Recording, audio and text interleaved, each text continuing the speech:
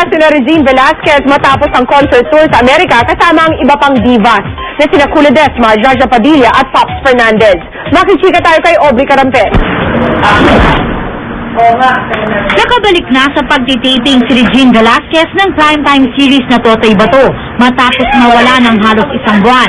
Galing si Regine sa Amerika kung saan nagkaroon sila ng concert tour ni Kula Desma, Jaja Padilla at Pops Fernandez.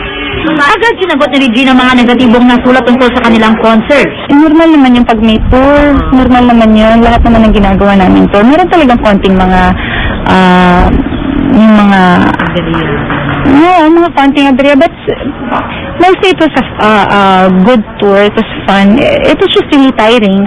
Ang mahalaga raw, sabi ni Regine, may napasya silang mga Pinoy sa Amerika. Natuwa rin si Regine dahil marami rin daw ang sumusubaybay doon ng Totoy Bato. Kasi ang tawag nila sa akin, Ana Molina, tapos pinapauwi na nila ako kasi sabi nila, ano daw, wala daw pera si Totoy. Padalang ko daw ng pera, tinatanong na nila ako, kailan ka uuwi, kailangan ka na ni Totoy. So nakakatawa naman. So I'm happy to be back. I'm happy to be back on the set, working. Pero ang higit daw na na-miss ni Regine bukod sa kanyang trabaho ay ang boyfriend na si Ogie Alcacid. Nakapag-bonding naman daw sila noong Holy Week.